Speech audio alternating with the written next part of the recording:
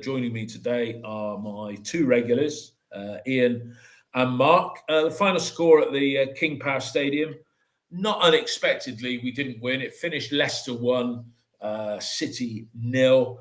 A gallant display is what I put out on Twitter, or X as it's now known, last night. A gallant display. As we normally do, I'll come to you first, Ian. 30 seconds, just encapsulate what you thought on the game. Well, we went there to try and get a point and possibly snatch a win by hitting them on the break, but it never really came off. We had, I would say, almost zero quality in the final third, and we had to defend desperately at times. That being said, the only way they could get past us was a needlessly conceded penalty, and Nigel Pearson's return to the King Power was greeted with a very narrow defeat. But as you said, no real surprise. No. Mark, your thoughts? Yeah, no real surprise. Enzo Maresca, former Man City coach, obviously influenced, and it was like a carousel of passing. Where City were really outclassed technically, but had great defensive shape, defended brilliantly at times. But going forward, we just had an inferiority complex and wasted some great passing opportunities deep in their half, and gave away a stupid penalty when we could have edged towards a point against Leicester, who did labour at times, although they passed the ball well. They were labouring. Vardy hardly had a touch, but yeah, it was the score flattered us a little bit. But there you go. Yeah, it's interesting you use that term inferiority complex, Mark, because certainly in the first half, when at one stage, I think 30 minutes on the clock, the possession was 79-21, even though it ended mid-60s, mid-30s. But I thought we looked like it was our day out. We were a lower league side playing on a first division side, playing on a Premier League ground. Ian, the lineup, it came out of the blue. No Zach Viner, but as Nigel Pearson said himself, you got an adequate replacement with Rob Dickie coming in. I did think pre-game, Dickie and Naismith in the middle, not the quickest on the turn, but the side picked itself. But losing Zach, who did a great interview, by the way, if people haven't seen it on the Robins TV, great interview. Losing Zach was a big blow, Mark, wasn't it? Ian, sorry, wasn't it? Yeah, it was a huge blow, and if it had been just a knock and he'd have been out for a week or so, then you can live with it. But when you hear the three dreaded letters ACL come into the equation, then it's you start to worry, because we've got a small squad, and that's quite deliberately engineered by the owner and by the manager, and the budget for the squad isn't going to increase. But I mean, if you look at yesterday's game, the possession finished up 69-31. We had one shot on target, and that was right at the end from that free kick from TGH. They won more duels. They crossed almost four times as many times as we did, and they played 425 passes forward versus our 153. Yeah. So they also had 40 touches in the opposition box against our 17. So we can't complain about the result. I thought our performance was, I think you hit the nail on the head. It was brave, but it wasn't going to be effective, and it's very difficult with the size of the squad we got, the number of injuries we got, to compete with those sides. And I think that creates a little bit of a lack of belief when we get into the final third and we don't think we can get past the final player. We don't think we can shoot. And I think that shows to me a lack of belief in the players that, we are good enough to play here. Yeah, no, that's a good point. Mark, do you think there was any temptation to change the team at all from that which emphatically beat Plymouth in midweek, who themselves stuffed Norwich yesterday, which just shows the topsy-turvy nature of the division? But, would you have altered the front line in any shape or form or not? No, not really. I don't think there's a lot you could do. There was no inclination to change it. It was only that one in forced change. But I'll just back up what Ian said. I mean, let's go further. City looked scared in forward positions at times. I think Ephraim Yeboah had a chance to hit the ball first time. So did Sam Bell. Just tendency to cut back instead of taking players on. And yeah, it was almost like you're right. It was it was a cup match where it was a non-league team or a league two team playing at a Premier League ground. It was I just don't understand that. I mean, what we did do very well, we defended excellently. We kept it very tight. Although they got a lot of crosses in, we defended every cross pretty adequately, and Max O'Leary had a very good game. Yeah, He we didn't talk have a about Max. huge We amount talk of. about He didn't. Max. He didn't have many shots to save. To be quite honest, he made a couple of good saves, but I couldn't remember any world class saves. And like I said earlier, I mean, I think Vardy's only 10 in touch was was the one he put in the back of the net. Yeah, Ian, we were under the cosh fairly early on, as expected, and Fatawu, he was giving. He volleyed wide early on after the ball had only been half cleared. They forced a flurry of early corners. I don't think they quite got into double figures, but Cam was given a bit of a torrid time early on. In fact, through the whole game on that side of the field, wasn't he? Yeah, he was, but he was up against a top class player. And if you look at the disparity in the two wage bills between the clubs, that's why they can bring in players like that. But they've utilised the loan system, which, well, I know TGH is on loan officially, but it's pretty much a done deal. So I don't think. I think Cam did. I think both fullbacks did okay against very tricky customers, and I think they were probably under a little bit more pressure than the centre backs, who played well as well up until Naismith made the mistake for the penalty. But no, I think when you're up against those kind of players, they really are a test. And in this championship, you're going to be coming up against some good wide players. I mean, one of the wide players that Plymouth left out against us on Tuesday night scored a hat-trick against Norwich yesterday. Was that Whittaker, wasn't it? Yes, is that right? Yeah. So you are up against good players week in, week out, and sometimes the wide players are going to get past you in the same way that Sykes gets past players. I think he was the best of our front three yesterday, but having said that, that's quite a low bar. Quite a low bar. Yeah, I mean, I thought to myself, around about the half-hour mark, we weathered the storm. We started to get into some good positions. Sykes lost possession on one occasion, but then, Williams, who I thought was sloppy with his passing, couple of sloppy, that's the word I'm going to use, sloppy, ran, the ball bouncing off him, going out of play, tried a crossfield pass, trying to find Sykes, which got intercepted, put us on the back foot straight away.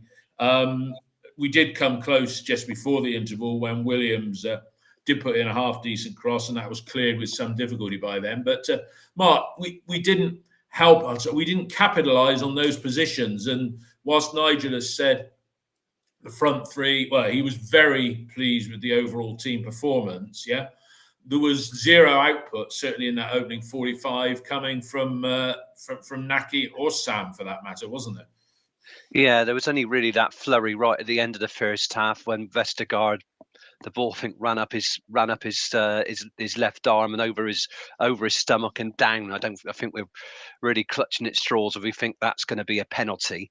Because there's nothing he could do about it. But when that ball was worked across, Sam Bell, first of all, should have had a go, and there were a couple of shots blocked, but there was no real pressure there, and it was completely wasted. But that's all we had really at the end of that half, because when we got in those positions, especially with Williams, we lost the ball in transition, and suddenly we're defending 50, 60 yards behind again. It was just so frustrating that when we did build up any pressure, we completely blew it. And it was the same in both halves. But yeah, all we had in the first half was that flurry at the end. City fans screaming on the forums for a penalty that they were never going to get, VAR or no VAR.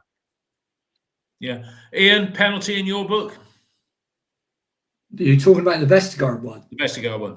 I think it'd been extremely harsh. And as I said to you earlier, Dave, before we went live, I think the way I look at penalties is how would we feel if that was given against us?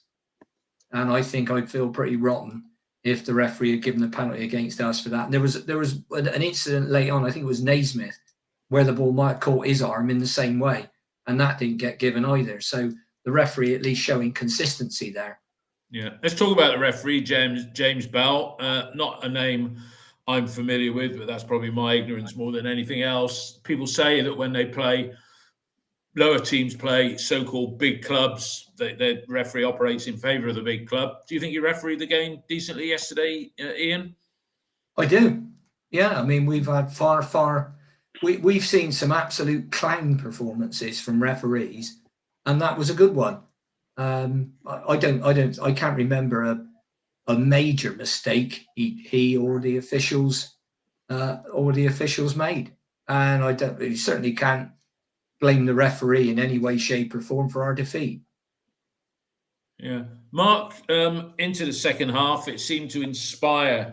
Leicester came out buzzing, didn't they? And I've got here, Knight got himself, he got booked, conceded a free kick outside the box. Then Max O'Leary saved from a Dewsbury Hall cross. Mavadidi, another one of their, I think is a lone player, cross again, and then Max saved again. I mean, bar his kicking on a couple of occasions, Max is looking pretty safe between the sticks, isn't he? Yeah, his positioning for shots is really good. Near post for Mavadidi. I think the Dewsbury Hall header was probably straight at him, but it was a comfortable save. Like I said, no world class saves, but he's very good as a shot stopper. It's just some of his kicking sometimes is a little bit loose, and it puts us on the back foot. I think that caused Viner's injury on Tuesday that we'll come to, and also I think he shanked one yesterday when under a little bit of pressure. Really, if he's under pressure, he should just clear it long. Sometimes when we're passing the ball across the back, it gives me the shudders. I'm thinking just one loose pass and you can see the goal. And even Manchester City do that. It's just crazy. Just get the ball forward if you're if you're in doubt. Yeah. Ian, substitutions, 60 minutes on the board, triple substitution. Williams, Bell, and Sykes going off. No complaints about Williams going off. As I said, I thought he was poor, but the timing and the other substitutions, what's your assessment of that, Ian? Well, strangely enough, about a minute earlier, and go on my timeline and check, I tweeted the 3 players that we should bring on. And don't tell me you got it right. I got it right. Well, I wouldn't say I got it wrong, but I wouldn't have taken Mark Sykes off because I thought he was the most effective of our front 3. I can't understand why he left Naki on as long as he did, because I know he gets terrible service, and we still played the ball forward far too much in the air yesterday. But not having scored a goal in about 27 in open play in 27, 28 games, surely we can't persist with Naki up front is a number 9. I don't know whether there's a free agent out there we can get our hands on. Although if the wage budget's maxed out, then we can't. I don't think Cornick's much of an alternative. So I'm then struggling to think, well, who'd you replace him with? Perhaps Andy Weimann in a slightly deeper role. I'm not sure, but surely we can't go on with having a non-scoring centre forward. It seems a bit of an odd thing. In terms of the substitutions, I think they bring. I'd like to see Yeboah get a go down the middle, and if he's not playing very well, whatever, he can be hooked. Nigel Pearson's hooked Alex Scott after 21 minutes of a game when he wasn't playing well. So give Yeboah a start. He's quick, he's strong, he's powerful. let him have a run at players up front. I still think if we want to score more goals on a regular basis, we need to play with a 2. We need to play in a 2, don't we? Yeah, play a 2. All our strikers would be better in a 2, and that includes Wells, Yeboah, Byman, Cornick, Bell. Even they're all better. Obviously, Tommy when he comes back, but I'd like to see Yeboah get a start against Stoke. But yeah, I mean, it was per many one from Williams had to go off because he got picked up his statutory daft booking. Yeah. And then it was Sam wasn't having a great game. I wouldn't have minded seeing either Roberts or Anis Mehmeti. Well, the other two, Cornick came on with 20 minutes to give us a little bit more balance and a little bit more width out there. But yeah, I don't think it would have made a great deal of difference to him. Although I was impressed by Taylor Gardner-Hickman, and he's another player I think should start next week, but not at right back in midfield. No, he could. Well, we were just saying before we started recording, Taylor Hickman in midfield in place of Joe Williams, because he's certainly got the mobility, and that's maybe being a bit harsh on Joe. What do you think about that, Mark? Taylor Hickman, a starter in the middle? Well, if it gives us some mobility, I mean, Joe was just poor yesterday with some of his passing. I mean, people said he was good at defending, but that was I think more of a team effort. Really, it was a necessity that we were going to have to defend. But I think it was just leaving Jason Knight completely isolated. He really didn't get into the game, and that was because James and Williams were completely ineffective. But there's no way we can push Cal Naismith into midfield now to give some extra mobility, because he's needed at the back. We've only got one specialist centre back that's fit now. Well, I got to pick you up on that because somebody said Hayden Roberts is because there was a thread on Twitter and Dave responded to it. Dave Febbs.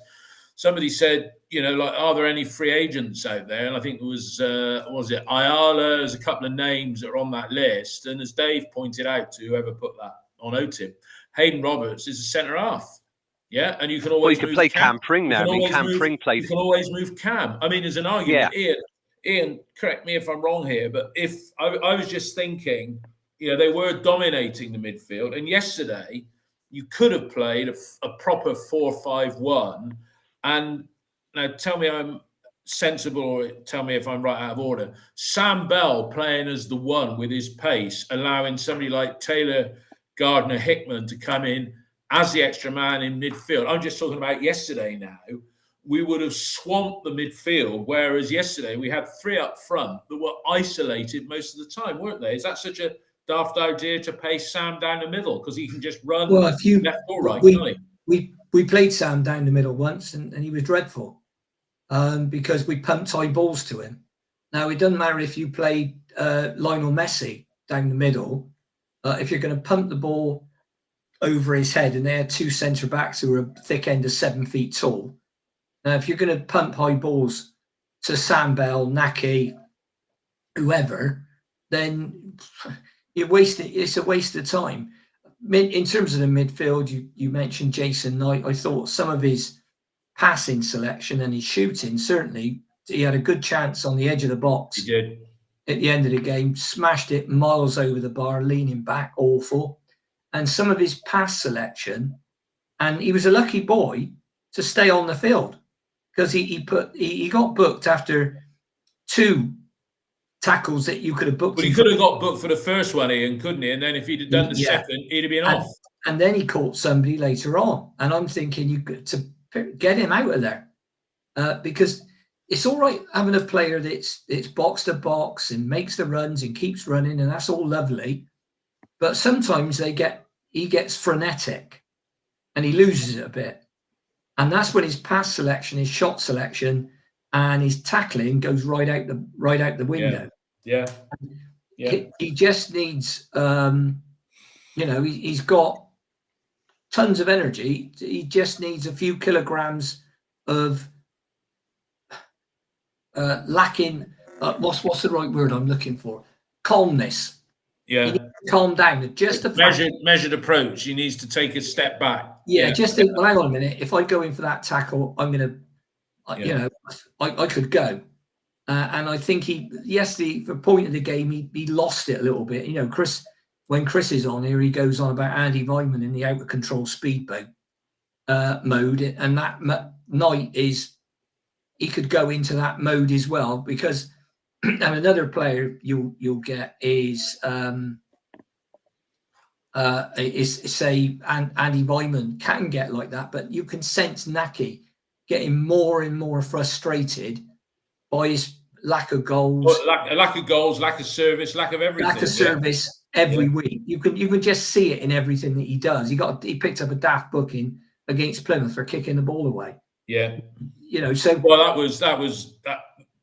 He kicked it away. I think, if I recall that correctly, it was just kicking it away. Yes, maybe in frustration, but it wasn't massively frustrated. I just thought that was a really pernickety booking, because you can't. I remember at the time thinking, you just don't do that now. Maybe it was frustration. I don't know.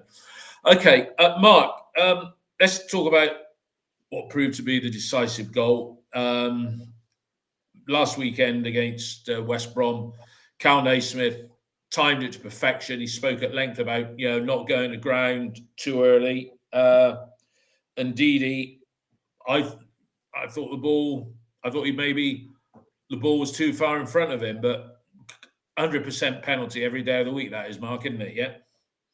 Yeah, indeed, he was class all match. The amount of space he made for midfield runners was excellent, and like it should be, really, with the money that they pay for him. He gets the ball in the penalty area. He's got space in front of him. He feints to shoot on his left, then he switches it back. Now, I've had a look from it behind the goal. I think Naismith tries to challenge him, but he's just completely conned him and dangles out a leg, and he's going to go over that. But it's a definite penalty. Naismith's been conned, and it's a shame that Cal had to give that penalty away, because he was outstanding. He was our best. He was our best defender yesterday. He keeps his head up.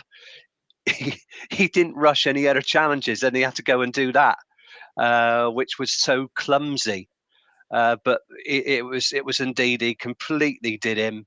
Went one way, then came in the other. I think Cal should have just stood up and tried to guide him away from the goal, force him into having a shot, and see what happens. Yeah. You're going to give the referee a decision, even if it's a borderline. It wasn't. It was nailed on. And the penalty by Vardy, I mean, he's apparently been barracked all game, because I think some of our fans were saying nasty things about they were just Rebecca. chanting, "Your missus is a grass" or something like that. Yeah, and he, the penalty. I thought when I saw it, the ball was rising over the bar, but it was just on the rise into the top of the net. It was a fantastic penalty, and that was the only. I think that was the only good touch he had in the whole game. He did nothing really, because he just didn't. Nigel brought him into the club 11 years ago, so he's from Fleetwood. Not the player he was. Ian, you said to me yesterday, you're saying, Cal was pretty much man of the match until he did that. And you said his body position was all wrong for it, wasn't it? And do you think the guy had lost control of the ball and he made the referee's decision easy? Yeah, I mean, indeed, he may have hit the ball a little bit further in front of him. And what I noticed is when he went down, there was a covering defender next to him. I think it was either TGH or possibly Cam Pring running back towards the goal. And if you look at the incident, the minute indeed he goes down, and that defender is running is alongside him. So that was a covering defender there. There was no need for Cal to make that challenge. His body position was all wrong. He was set up to block a shot from the guy's left foot. The guy came back on his right foot, and then Cal was off balance, so he fell over and stuck his left leg out. He had absolutely zero chance. Well, I'll say 5% chance possibly of getting a touch on that ball, which would have saved him, but he didn't. And the leg's out, the lad's caught it, he's gone over it. How would we feel if that happened to one of our strikers and a penalty wasn't given? I think we feel pretty sick. If that happened to one of our strikers and a penalty wasn't given, that's pretty much par for the course, isn't it? Well, we'd feel pretty sick. We'd be and sicker than we felt on numerous Well, it occasions. would have been nice. It would have been nice to have been in that position, David. But there was zero chance of that, wasn't there, yesterday? Well, with only, I mean, you think 17 touches in the opposition box in 90 minutes. That tells you all you need to know, really.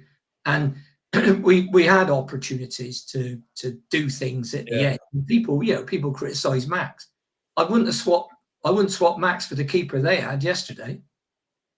And that's Hermanson. I think he had his he had his Teflon gloves on, didn't he? Right at the end. I think Pring does. Pring comes in.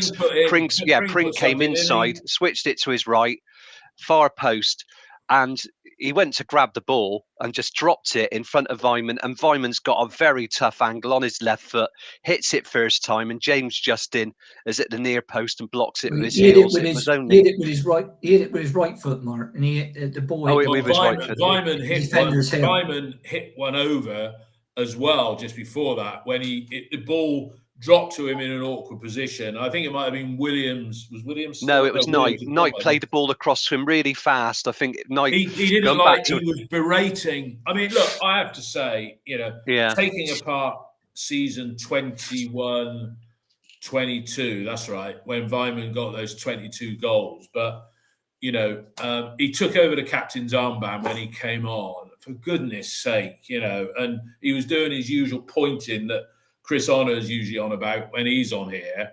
Okay, if anything, if Andy's fit now and you want to give Nahki Wells a rest, start Vyman up front in the middle against Stoke next week. He's your most experienced forward. Yeah, let's see what you can do, Andy, because personally, that season apart, you get what you get with Andy Vyman, which is, the uncontrolled speedboat, can't fault him for effort, but he'd get a job outside of football if players needed to work at the end of their careers as a traffic warden on point duty. We don't have traffic wardens on point duty anymore. No, the difference between Vyman 2 years ago and Vyman now is he's had some injuries. He hadn't been played down the middle, and when he got those goals, he was playing alongside Semenyo, who could break lines and play with his back to goal, and also Martin, who had a lot to contribute. Although he wasn't a target man. That is a free. They just worked excellently. We haven't got that because every time we get a partnership. Last season, I think Wells and Conway were starting to form a great partnership as a two, and then Conway tears his hamstring in January, and that's out the window. And the same thing happens again and again and again with City. As something starts to settle, an injury blows it. Well, the game finished, as we know, 1-0. We're still sat there in a decent. We're not going to talk about the great free kick then on 94 minutes. Do you know what? I must have missed that one then. I did.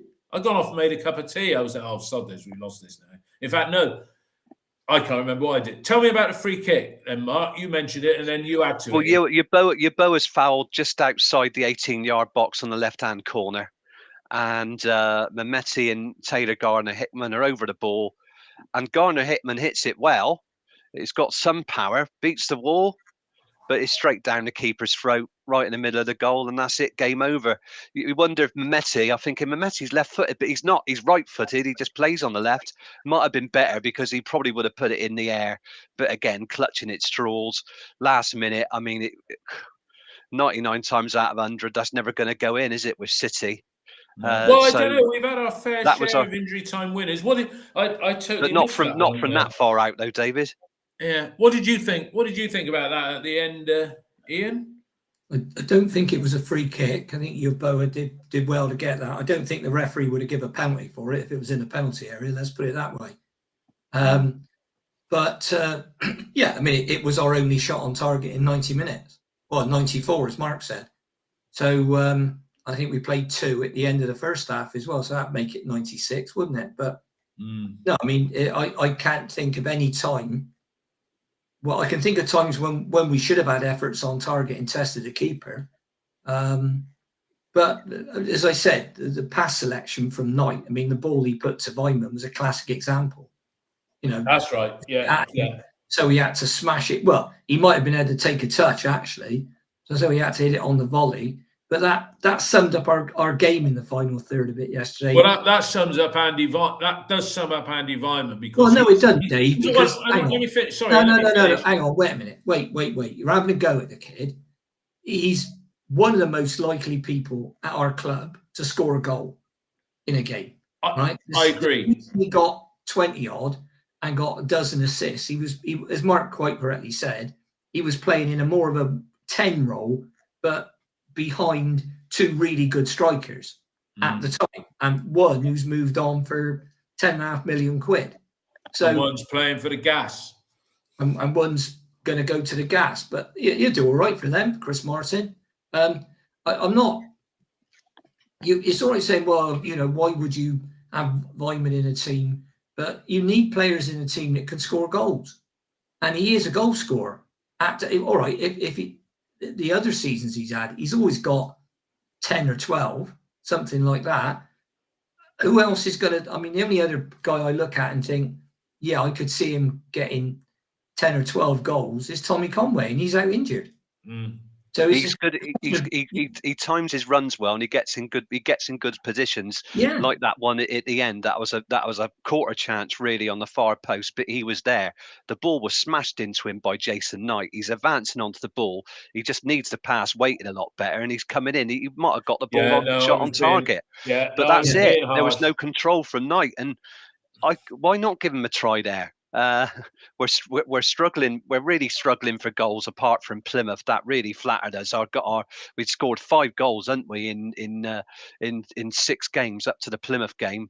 So that bumped up our goals for. But yeah, Weimann is natural in a natural position down the middle. Wales is struggling. Why not? He's fit. And I'd agree. We're all three of us in agreement in that. Then that Andy Weimann starts up front in place of Nahki Wells next week. Yeah, no questions. Yeah, I mean we've done the game. Let's talk about the team for next week. Or before I do that, Ian, just back on you quickly. Same for you, Mark. Tanner and Dickey. I've seen a few people praising George having a solid game. He didn't get exposed. Ian, your comments on those two? Yeah, they're both good defenders. George lacks. Well, I've said before with our fullbacks, it's a feature this year that neither of them have got forward very much, and the reason for that is that we don't know when we dominate possession, or even when we do dominate possession, they don't get the service. It's the same argument with the forwards. They need players who can play them the ball at the right time. They're on ball in front of goal it's that lack of tempo in our play that does it. I mean, Cam was going to go on a brilliant run yesterday, and their lad fouled him and got booked. I think both the fullbacks. I mean, I don't think George Tanner is going to let you down very often as a defender, and I think Rob Dickey the same. And Rob Dickey can play the ball out. The issue when you talk about, Cam Pring can cover it centre back and Roberts can play centre back. Yeah, they can. Left centre back. So what happens if Dickey gets injured? Well, if Dickey gets injured, we got a problem. Well, we got a problem anyway. Well, if Dickey gets injured, you go back to the antic, as you would call it, Ian, of playing Andy King in the back four. That went well. Well, no, I wouldn't do that. I'd play Knight LaBelle. He's a right. Well, but Knight LaBelle and Arroyo, they seem to have sort of. Arroyo is left-sided. Is he all right? Knight LaBelle right? Knight LaBelle's right-sided. Okay, yeah. He wasn't even on the bench yesterday, which is. Well, no, but he's got this other lad Nelson, who's also right-sided. What, right-sided defender? Yeah. Fair enough. Very quick, but more. I would think the way they're talking about him, more of a fullback than a right centre back. But we keep talking about the academy and the players that are coming through. Well, if you lose Dickey for whatever reason, then Knight LaBelle is your only right-sided, I think, replacement, unless somebody else. Yeah, no, you're right. He's the only one. He's the only one we got left. Absolutely no doubt about that. Or you could bring in bring George Tanner in one and play, or play TGH at right back. So if you're saying have we got options, Yeah, but you're They're back. not ideal, but we got options. That's the key Well, thing. you're talking about players who can play there, as opposed to players who do play there. Yeah, yeah, no, that's very true. So, Mark, looking forward to Stoke City next week. They're playing their match this week. What is it? This afternoon, isn't it? Yeah, they're playing. Who they got? Hull. They're home to Hull. Yeah, managed by Alex Neil, splashing the cash rather a lot, haven't they been, Mark? Where's that money? Have they been selling players, or are they? What's happened there? I don't actually know. I haven't really been following their fortunes, Yeah. but I know. I mean, they started off with a big win against Rotherham, but I've stuttered along since then, and they're on 7 points at the moment, aren't they? After 7 games, so sort of around they're around the bottom of the table, but would shoot up the league if they beat Hull today. Yeah, and with Alex Neil, we know the sort of tactics. It's going to be like Preston in red and white stripes. Would you suggest? Yeah, I mean they've got Johnson, haven't they? It was formerly at Preston playing for them. Is I that the think one with a ponytail? Yeah. yeah, they got Yeah, Daniel Travers, who Johnson. they got Travers, the former Bournemouth goalkeeper. But there's been a big changeover, isn't there, in personnel? I think in the last couple of years at Stoke, with the money problems that they've had, shipping out players like Nick Powell, players on big wages like we were really. So they brought in Alex Neil, who's a competent manager at less level, likes to play the game a certain way that won't please a lot of Championship fans. So it's gonna be tough next week. I suggest that they'll probably play some spoiling tactics similar to Birmingham and Preston. We're going to have to break them down. It will be a difficult game. Mm. Ian, changes for next week. We've mooted the idea of, we've mooted two, really, haven't we? Which is Taylor Gardner-Hickman in for Williams, maybe playing Andy Vyman up front down the middle. And then if he doesn't work out, you've got Cornick that can come on in that position. But would you make any changes yourself? And what about starting Yeboah? Yeah, and where do you start him? Yeah, because Sykes of the front three seems to be the most consistent at the moment. Well, I'd start Yeboah up front. It's centre forward. Right. That give him a go there. And like I say, you can't score any less than none. So give him a go there. I'd put Naki on the bench with Harry Cornick. Start Yeboah up there. Possibly bring Knight LaBelle onto the bench, and unless Nelson can play centre back, just in case anything happens to Rob Dickie, and I'd leave the rest of it pretty much the same. It's not a question of ripping up and start again, unless you want to say, well, what we'll do, we'll leave Joe Williams out and we'll play an extra forward, or you could leave Knight out and play an extra forward. I don't think you're going to leave out your player that cost you the most money, though, Ian. This is the thing. Well, it's not a question of money. It's a question of what works best. If you're up against a team like you said, if you want to play 4-5-1, if you want to go away from home and play 4-5-1, I could see a scenario where you could play Taylor Gardner-Hickman in front of George Tanner and Roberts in front of Cam Pring. Yeah.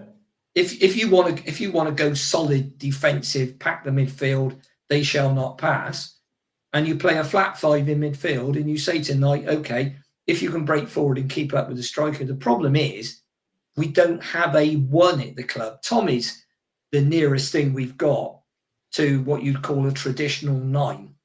But once again, Tommy's not at his best. Back to goal with a big thumping great centre half up against him, unless we get the ball into his feet. So we have got options, but it's a question of what's going to work best. And if with Side sitting in, it may be time to say, well, we don't need 2 holding midfield players at home.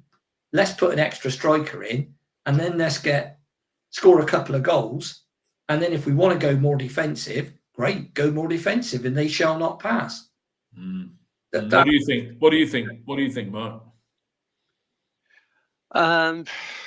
I've definitely play Andy Vyman next week, and if you're going for pace, I mean, you could play Yeboah alongside him with Sykes. Well, over the Yeboah would be it's really a right sided player.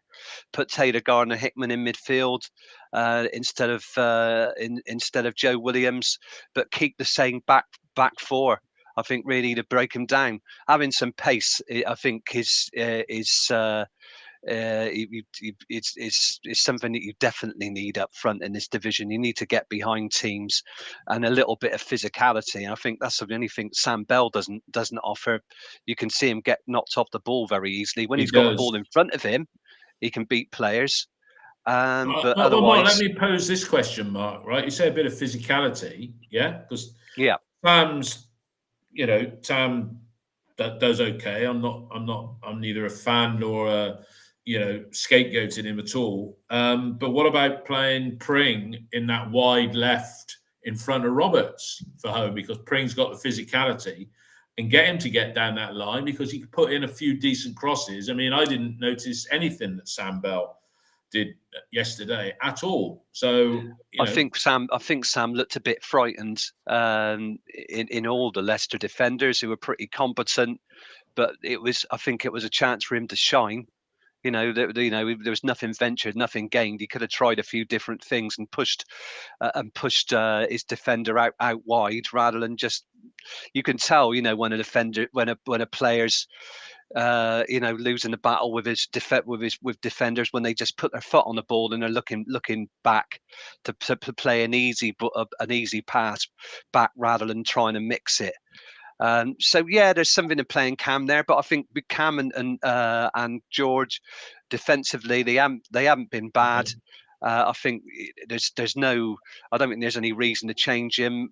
Hayden Roberts, there's also a possibility of playing Hayden Roberts further forward like he did when he came on there you go. in a couple of games ago. Dare I say it, Ian, I'll come to you on this. Anis Mehmeti, he's left or centre, isn't he? I mean, let's give him a run. He seems to be a little bit out of favour. Comes on as a sub, 88 minutes yesterday. Hardly time to make an impact. But, as I say, this isn't criticism of Sam Bell, but, if you want to change things around a bit, you've got a player, you can leave the back four intact and put Bell on. Yeah, we need to score more goals. We need to score more goals at home. That's the thing in a nutshell. And the answer, and you have to sit down with the coaches and Nigel Pearson and say, right, how do we do it? And it might be, you say, well, we might need to take more risks defensively. In other words, play one holding midfield player instead of two. And then you become a side that might win a game 4-3 as opposed to might win it 1-0. So it's about risk. It's risk and reward. Some teams play with 2 10s, so you could play Vyman and Knight as 2 10s and then have one up front. Yeah, so, that would work. Yeah, two busy bees, as Lee Johnson used to say. Yeah, so you could play either Naki or Harry Cornick as your 9 and then play 2 10s and you're still playing 4-3-3. But then you think, well, Mark Sykes has probably been one of our most effective forwards. Where'd you play him then? Yeah. So it's a case of how do we get the best. I think I'd like to see Sykes starting the game. I'd like to see Yeboah, who is a centre forward, not a right winger, given a proper go. And as I say, we've got 5 subs these days. So if the young man's having a torrid time of it, you can hook him after 30 minutes. That's exactly right, Ian. Let's start him in a game rather than this impact. Let him get into the game. And as you said, last year, Nigel took off Alex Scott after 24 minutes, so if he can do that to Scott. It was either last year or the year before, and Scotty was playing right. Year before. No, you're right. Before. Can I just say something? I've just discovered while I've been chatting a news flash. What's that? I didn't know what Stoke's transfer dealings were over the summer. I've just looked at Soccer Base. They signed 18 players, 14 full transfers and 4 on loan. The ones I recognise, Enda Stevens, a free from Sheffield United, Lyndon Gooch from Sunderland, obviously our friends, Mr. Daniel Johnson. some from clubs. I mean, they got Ben Pearson, they had in on loan last year from Bournemouth. He's coming for a lot of some undisclosed fees. Michael Rose from Coventry on a fee, and of course, the 4 loans are they got Mark Travers from Bournemouth on loan, an under-21 from Wolves, Luke McInally from Burnley, and Haksabanovic from Celtic. But yeah, I don't know where the money's coming from, but that's Well, not a small amount of business, maybe is it? that's their very wealthy, the Coates family. Well, you'd have to look at, you've got to look at outgoings as well. It depends how Yeah. and if they've lost players like we've lost Callas, who cost us 8 million quid and we know was on big wages. So it swings in roundabouts, isn't it? But one thing for sure, our next set of accounts that come out will still show a reasonably high wage bill because it included. Yeah, you're talking about the accounts to June 23, aren't you? Yeah, because we've rolled the year end over 1 month. Yeah, so they'll include things like, if the accounts go to June, when did we sell Scotty? July, well, August. Yeah, so Scotty won't be in it, but Antoine will. Yeah. So when you look at the wage bill will be an inflated one as opposed to what you'll see in 23-24 when we finally, that'll be when we sold Alex Scott and the clear out takes full effect. Because you won't physically see those until probably, because bearing in mind on the old financial year, end of May, we used to see stuff at the end of November, then it slipped into December. You won't see that until January 2025, right? Which is a hell of a lot can happen there. Let's move on to a couple of other things. Ian, I'll stick with you, Ian. Obviously, I'll come to you on it as well, Mark. The restructure, there was some missive came from the club's communication department that the chief executive isn't going to be replaced, and the current finance director is going to take on more of a COO role. What do we read into that? That's freed up some cash. Maybe has it? Well, I don't know. You don't know what they've had to pay the other guy who's going to become the chief operating officer. Now, the reason that normally happens, and I'm not claiming any inside knowledge, you'll notice the other guy is a chief operating officer, COO, as opposed to CEO, which would suggest to me that Phil Alexander has been, or the position of CEO has been made redundant. Yeah. And that's how they've been able to move Phil Alexander out by saying, well, you're redundant and here's 6 months, a year, whatever his contract said, compensation. Please sign this compromise agreement. You're going and you get this big handful of money. We're not allowed to slag you off. You're not allowed to slag us off. And that's the way it goes. So the new guy can't be a CEO because the position's been made redundant. I'm saying this is what I've seen happen in companies, right? I'm not saying this is what's happened at City, but the other guy is a COO, and it makes no difference at all. But the background of the board and the chief operating officer is FD. They're all finance guys. They're normally what our American friends unkindly call bean counters. And what it normally means is there will be an ongoing focus on cost control or cost reduction. So I would think that the club, we know that Steve's open to offers for it. He said he's not desperate. He doesn't have to sell it, but he's open to offers. And at the moment, I can't see any offers coming in because it is rumored that the ex-CEO has Phil had contacts in the United States and may have been able to sell Bristol Sport as a franchise, but I don't think anything's been forthcoming on that. And when you look at where the club is in terms of its accounts, in terms of the debt to Steve, I can understand why. I can't understand why anybody would want to buy it. If they did want to buy it, they'd want to buy the infrastructure because they got to buy. Ian, we then they got an asset.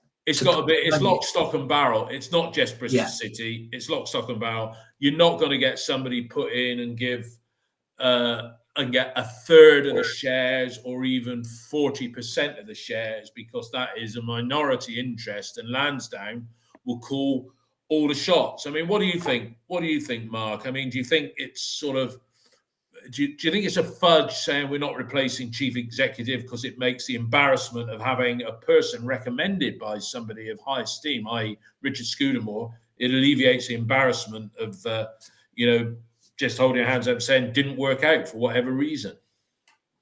Yeah, it seems a bit political. If they're going back to somebody who's already been inside the club, it shows that, what they've done before. They want somebody who's known to them. They want to play it safe, but it says a lot about the future transfer strategy that any transfer spending will be dictated by trade, and not any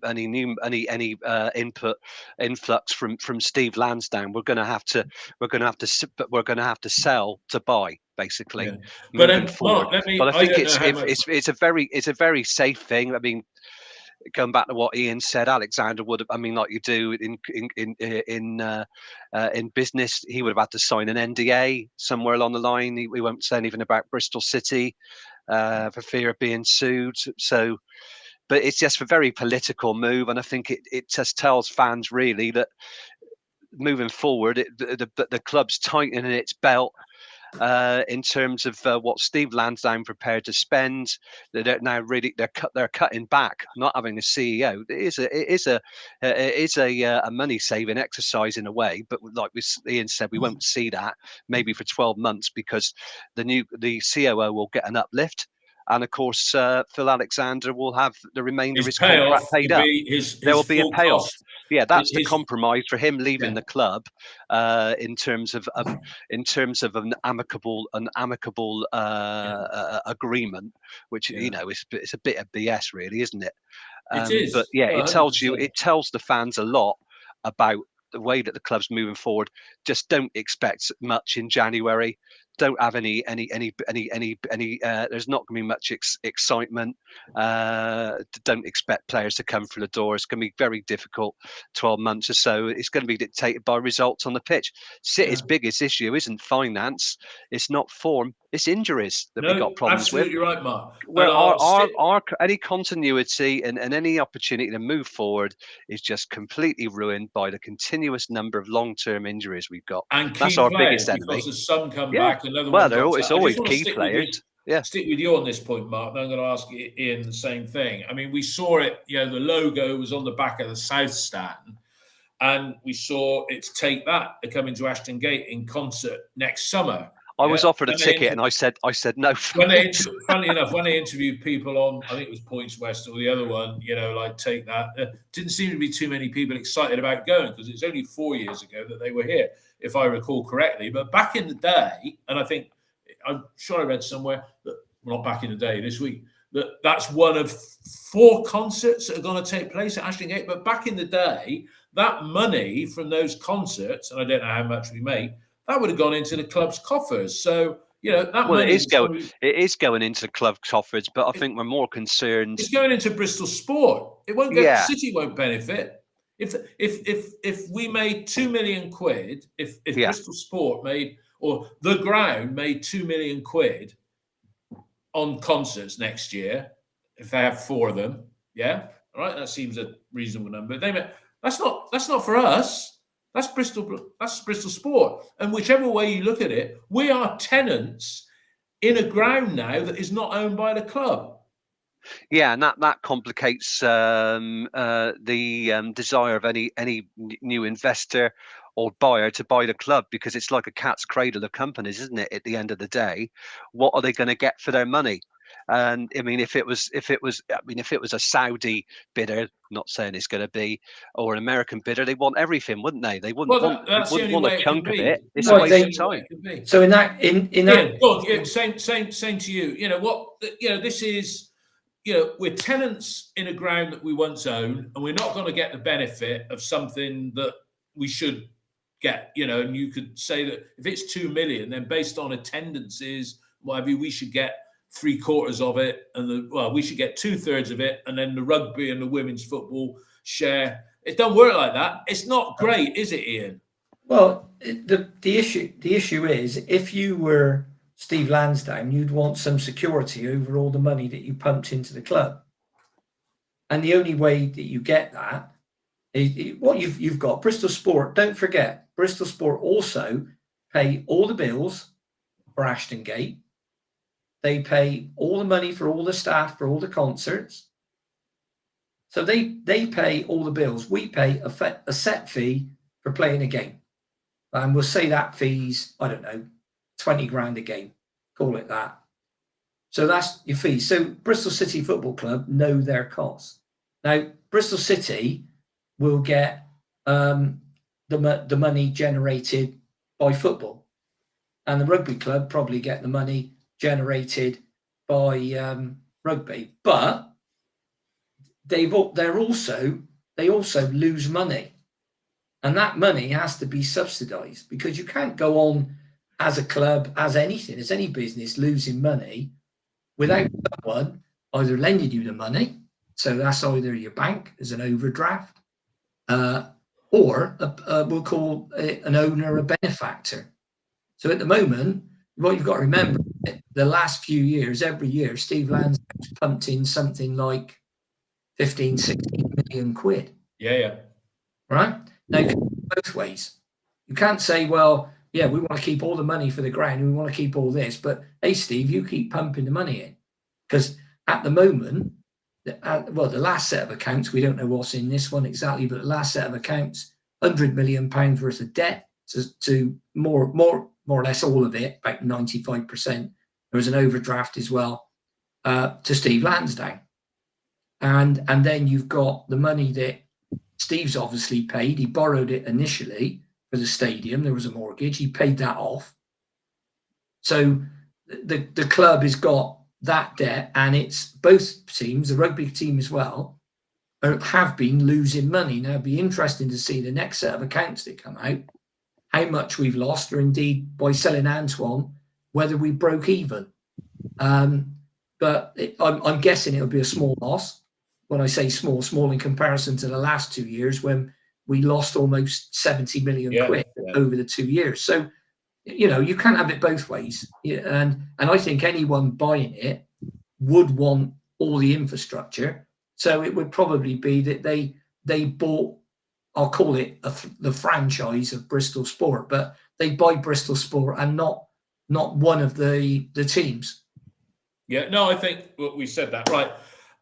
Almost time to wrap up. Mark, Pearson adored by the Leicester fans. Yeah, it was telling in the interview that he did after the game yesterday. He said Bristol City are a big part of my life now.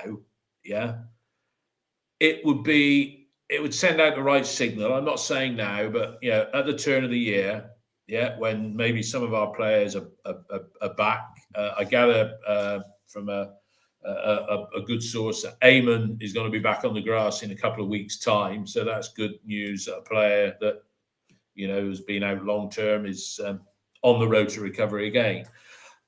We got to give Pearson a contract. Not Steve Lansdown would deflect a lot of the flack away from himself if, I say, Christmas time, if we're in the top half, if we are where we are now, give him a new 2-year contract. I don't think Nigel would be too fussed. It's only 2 years. Somebody said I was a bit mean saying, let's give him a rolling 12-month contract. But Pearson deserves recognition. And I think he is committed. He's saying there's a job to do here.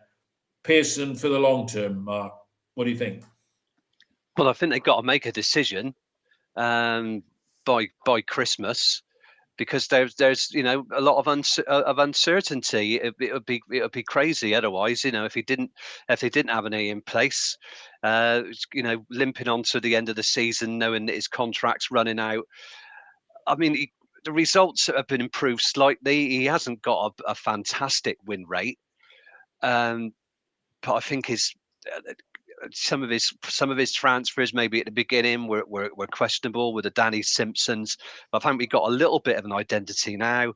But like I said, where Pearson's concerned, it's like pushing water up a hill, because it's no sooner we gone 2 steps forward, we go another step back with injuries, and that's the biggest enemy we got. That's stopping progress.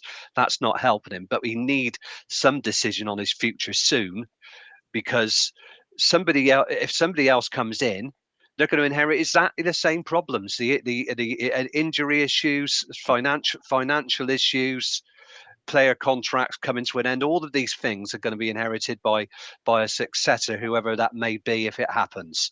So there's, it's a little bit of a worry. I think the other thing, Matty James's contract is coming up for. That's another thing that's been talked about this week. That's another elephant in the room. It's always issues with contracts, but with the manager, they've got to sort that out soon. Fans will be worried. I mean, he's not the messiah in terms of being a manager, but he's the best that we got. We're making some progress slowly. You've got to do something soon, otherwise, it'll be a mess. Are you in that? Are you in that school of thought, Ian? I'm not saying doing it now, because it's these 6 games between the 2 international breaks. I said 3 wins, 1 draw, 2 defeats. 2 defeats being what happened yesterday and probably at Leeds. So we're looking now at winning the next 2 games. That would put us on 18 points after 11, I think, or after the Leeds game, assuming we lost that. But Pearson done enough in your book? Mark and I seem to think he has done. No. I see his results at Christmas. And right, if we're where we are now, if we're in that... Well, if you're anti, Dave, see his results at Christmas. The last 3 seasons, we've won 15 games a season. I don't really... So all what he's achieved is that we've lost less and drawn more. That's what he's achieved. Now, Mark says win rate's not great. His win rate's awful. And most managers with that win rate, with that points rate, and with where we finished, may well have been sacked. I mean, managers with better records have been sacked in the Championship, let's be honest. So I would take a good look at it at Christmas. And if you're saying if we are where we are now, what's our position this morning? What, we 10th, 8th? Probably 8th. About 8th. I mean, 4 games to play, right? We're top. Yeah, we're 8th. Yeah.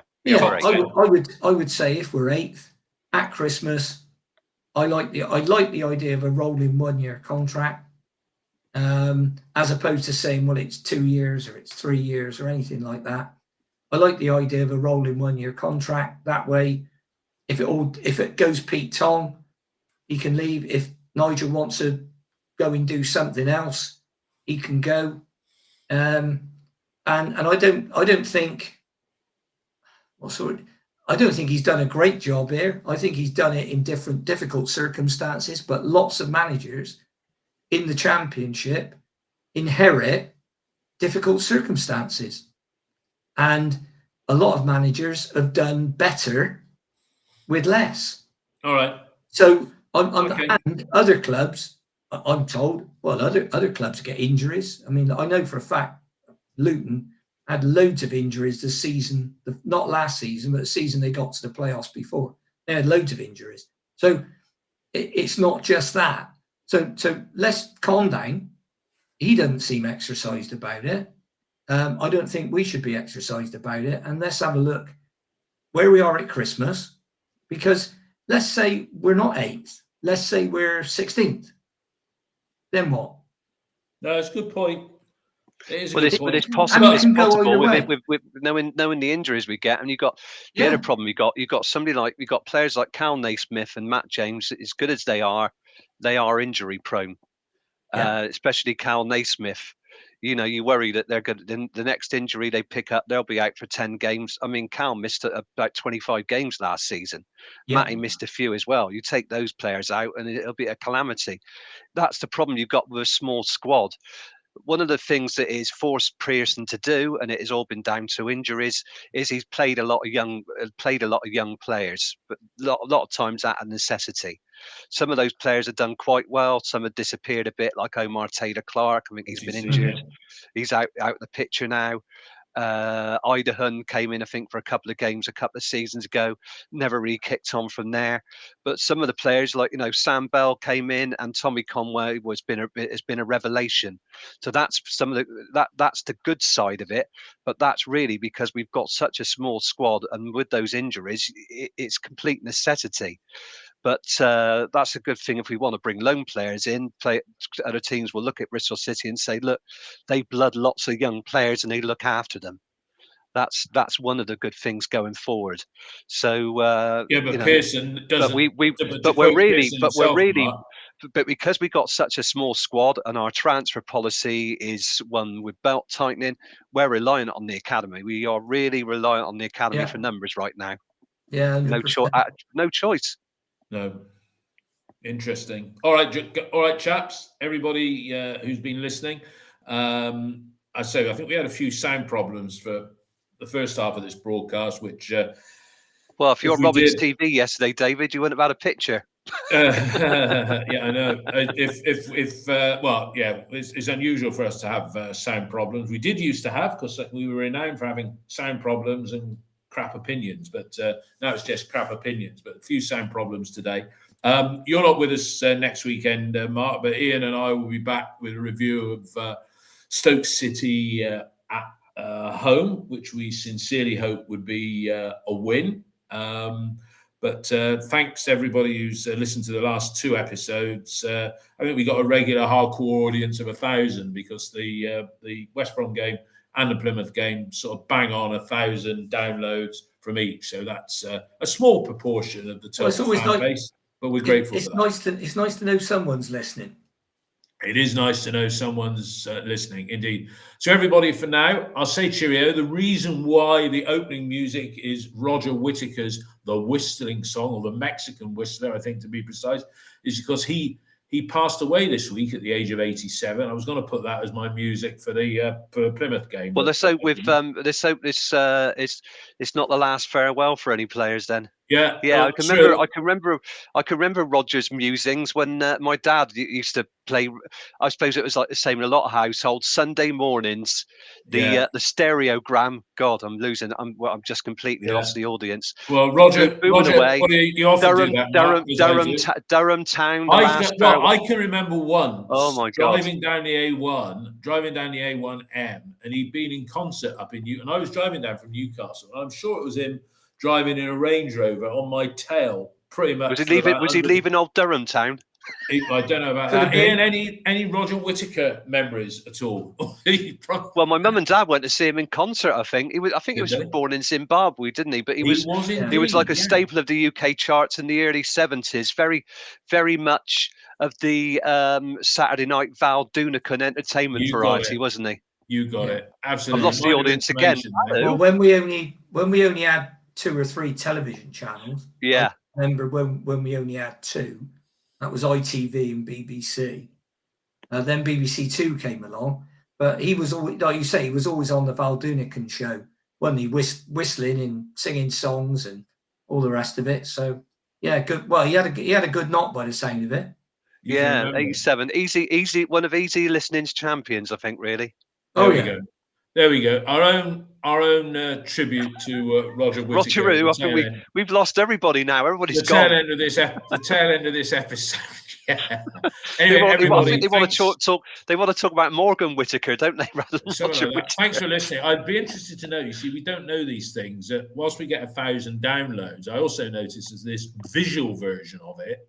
Right, this visual version last week had about 600 views. Now, I don't know whether people take one look at us on Vision and then switch, or whether they watch for 1 minute. Speak for yourself. Whether they watch for 1 minute and then think, oh, let's listen to this on my iPlayer or something like that, or whether they sit down and look at us. That top you've got, is that the old top or the new goalkeeper top, Ian, you got on? Is that the Hummel one or the O'Neill's one? It's not. It's the leisure wear range, Mark. Right, because the commentator, I think I had the Leicester commentary on yesterday when I was watching it, and they were musing about Max's his goalkeeper shirt being like a work of art, paint splashes. Yeah. Oh yeah, Well, there was a comment about the press conference that was written by a third party. It might be a Leicester fan or something, saying Nigel looked like he was sat in front of a display at the back that looked like some kid had a bad afternoon with his crayon and pencils. We all know who that might be. Let's not say that anymore. Everybody, thanks for listening, and we'll be back with you all next weekend after the Stoke game. Thanks a lot.